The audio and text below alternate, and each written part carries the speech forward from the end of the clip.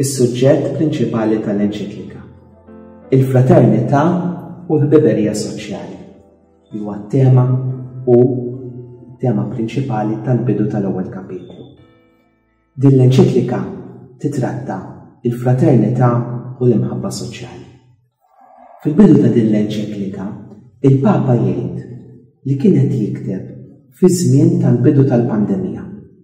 U meta kienet jikteb din l-enċiklika kienet jara ħafna pajjiżi li ma kinux qed jgħinu lil xulxin. U semma kelma partikolari ħafna, hyperconnectivity. Fi żmien fejn aħna maqudin daqshekk ma' xulxin, u kienet jistaġeb kif fil-bidu ta' dik il-pandemija kien hemm daqshekk nuqqas ta' għajnuna bejn il-pajjiżi. U jsemmija b'mod partikolari din nuqqas ta' kapaċità tagħna li naħdmu ma' xulxin, u għalhekk u jsejjaħ għal sforz maqut biex tiġi ttekiljata din il-pandemija. Xi ħaġa li b'xorti tajba anki qed naraw issa u li qed turi li biss bil-ħidma ma' xulxin nistgħu aħna nittekiljaw u naffrontaw ċertu problemi kbar. Fl-ewwel kapitlu, il-Papa jinnota li fid-dinja qed jerġgħu juru ruhom ċertu konflitti u jsemmi pereżempju ċertu nazzjonaliżmu eċċessiv u estremiżmu. U jgħid ukoll li minkejja d-dinja globalizzata qed insiru aktar waħedna u kif dak l-ispirtu komunitarju li għaqadna qiegħed dejjem iktar jindajjem. Din il-qawwa ta' globalizzazzjoni qed twassal biex ninsew dak li hu l-wirt tagħna. Id-differenzi mhux li jifrduna, imma li jaqduna, li jagħmluna uniċi. F'dan il-baħ il-bniedem qed ikun iktar sfruttat. Għaliex ħanejdu hekk mingħajr eroq, mingħajr wirt storiku, mingħajr identità kulturali u reliġjuża. Il-bniedem jispiċċa fix-xejn. U f'dak il-baħ il-qawwiet ekonomiċi kbar jistgħu jiddettaw il-kultura tagħhom.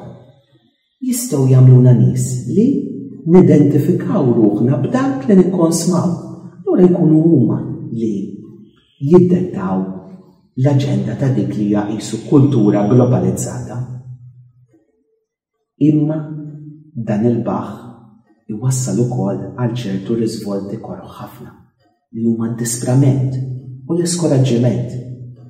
Xi kultant anke biex naparsi niddefendu ċertu valuri. U f'dawn naraw ċertu soċjetajiet li jsiru iktar estremisti u polarizzati.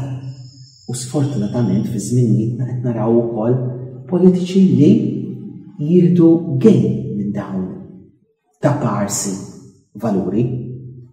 U allura f'dan l-isfond ikun kritiku ħafna tal-ħajja politika.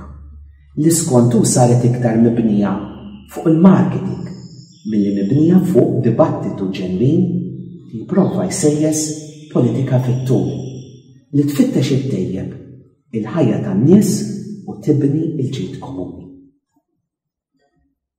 Skontu, sfortunatament, u dan narawh anki f'kapitlu ieħor li jitratta b'mod speċifiku l-politika.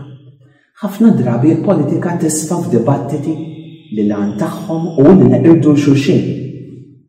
U f'konsegwenza jinħoloq stat kontinwu ta' ġlied u nuqqas ta' ftehim. U l-Papa hawnhekk jistaqsi: kif nistgħu narfu u ngħinu lil ħudna li waqgħu matul it-triq jekk aħna pereżempju kontinwament moħħna li neqirdu xulxin, li nattakkaw il-xulxin? Ir-risposta tal-Papa hija waħda: aħna rridu nidraw naħsbu bħala familja waħda li nqogħdu f'dar komuni.